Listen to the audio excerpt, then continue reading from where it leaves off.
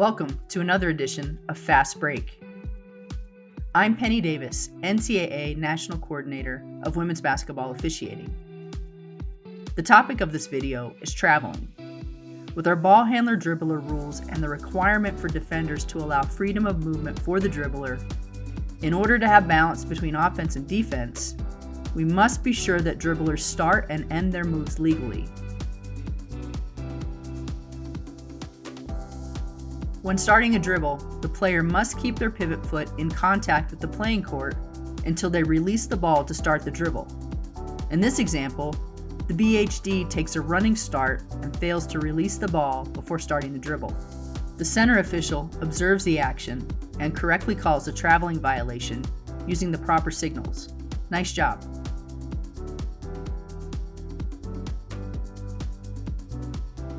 The step-back move has become more prevalent in recent years as shooters have a desire to get behind that three-point line. Officials need to be able to detect when this move is executed properly and when it is a violation. These two examples show properly executed step-back moves done in different ways.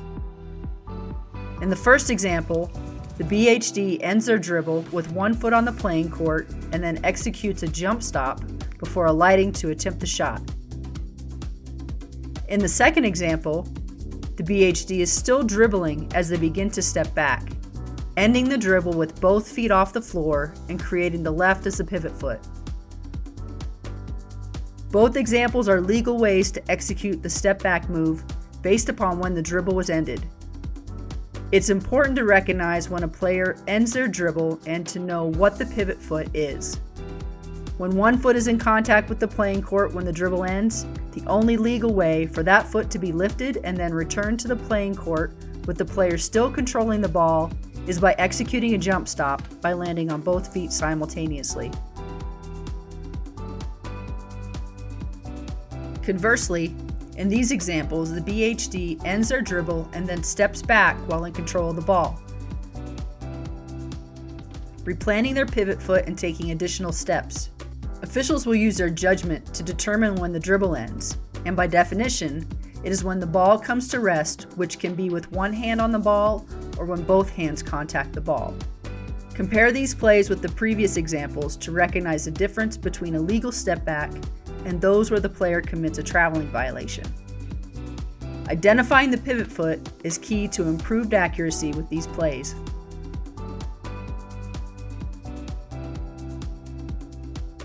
In this example, the BHD ends their dribble and establishes their left foot as their pivot, and then steps with their right foot and releases the ball for a shot attempt. The pivot does not return to the court in this example while the player is in control of the ball. This is a legal play. Here's an example of team officiating to properly cover plays in the post. The lead official is primarily responsible for the play, and in doing so has attention on the competitive matchup. The trail official should assist with the footwork on this play as demonstrated here, as they have no competitive matchup in their primary area. The post player received the ball with both feet on the floor and then proceeded to move both feet before releasing the ball to start the dribble. This is a traveling violation and a correct call.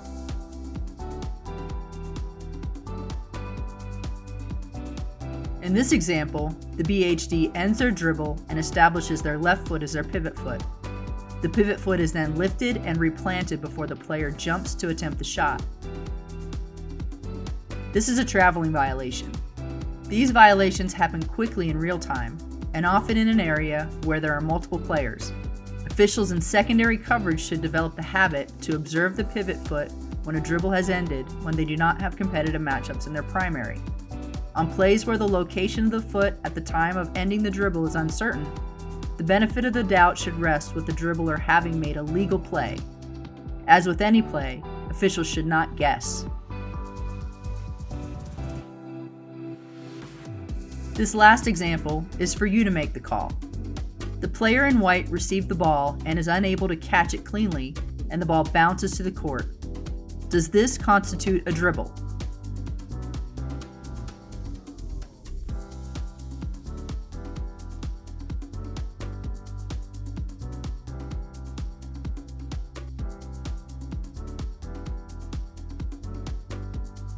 The correct answer is no, this does not constitute a dribble since the player did not control the ball.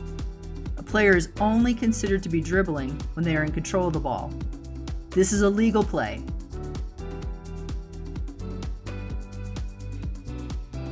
I hope that these examples will be helpful in understanding the traveling rule. Thank you for your support of women's basketball. Would you like to be an official? Please visit the website posted here to learn more.